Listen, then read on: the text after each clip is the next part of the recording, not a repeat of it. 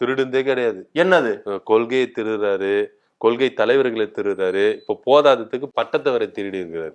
புரட்சி தளபதியா எங்க சார் அடுக்கும்?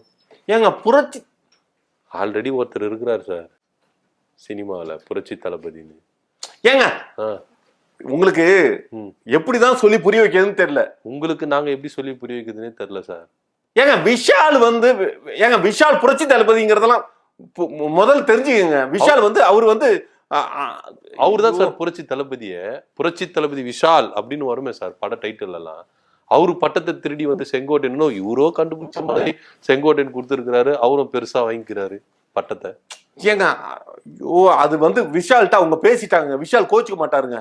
விஷால் எல்லாம் எதுவும் இதெல்லாம் முரண்டவாதெல்லாம் பண்ணிக்க மாட்டாரு. அவரே என்ன சொல்றது, நடிகர் சங்கம் கட்டணும் அப்படிங்கறதுல அவர் நடிகர் சங்கம் கட்டினாதான் கல்யாணம் பண்ணுவாங்கிற இதுல இருக்கிறதுனால அந்த நடிகர் சங்கத்தை கட்டி முடிக்கிறதுக்கு எங்க ஆட்சி தான் ஹெல்ப் பண்ணுங்கிறதுனால அதுல செங்கோட்டையன் எல்லாம் பேசிட்டாங்க. இது பண்ணது அதெல்லாம் யாரும் இதெல்லாம் ஆப்போசிஷன் எல்லாம் பண்ண மாட்டாங்க. புரிஞ்சுக்கங்க. விட்டு குத்துட்டாரு அப்போ பட்டத்தை எத்துக்க விஜய் அண்ணா அப்படின்னு.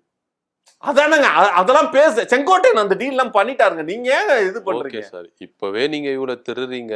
ஆட்சிக்கு வந்தா என்னென்ன மறுபடியும் சார் ஒரு உதாரணத்துக்கு சொன்ன சார். கொள்கையில திருட்டீங்க, கொள்கை தலைவர் திருட்டீங்க. என்னங்க திருடணும் எடுத்தோன்னு சொல்லுங்க. திருடன்னு சொல்லாதீங்க. திருடனா என்ன, திருடனா என்ன, எங்க போய் எதை திருடணும்? எவன் வீட்டு சொத்தை திருடணும் சொன்னீங்களே. அடுத்தவங்க வீட்டு சொத்து திருடி இருக்கீங்களே. எம்ஜிஆர் அண்ணா இவங்களாம் தமிழ்நாடு சொத்து. நான் யூஸ் பண்றேன், யாருமே என்னை கேட்க கூடாது, கோச்சிக்க கூடாது சார் ப்ளீஸ் பாஸே அப்படின்னு சொல்றீங்க. ஆல்ரெடி அண்ணா திமுகன்ற ஒரு கட்சி. செத்து போனவன் சொத்தெல்லாம் சும்மா தானங்க இருக்கும். அது மக்கள் தானங்க யூஸ் பண்ணணும். உங்களுக்கு அவங்கள உயிரோட இருக்கிறவனோட சொத்தை நாங்க எடுத்துக்கிறோம்னு ஏதாவது சொன்னாராங்க? செத்து போனவன் சொத்துங்கிறதுல ஏன்னா அனாமத்தா கிடக்குங்க. அதெல்லாம் மக்களுக்கு கொண்டு போய் கொடுக்கணுங்கிற ஒரு எண்ணம் இருக்கிறதுனால அதெல்லாம் நாங்க யூஸ் பண்ணுவோம்னு சொன்னோங்க. என்னங்க நீங்க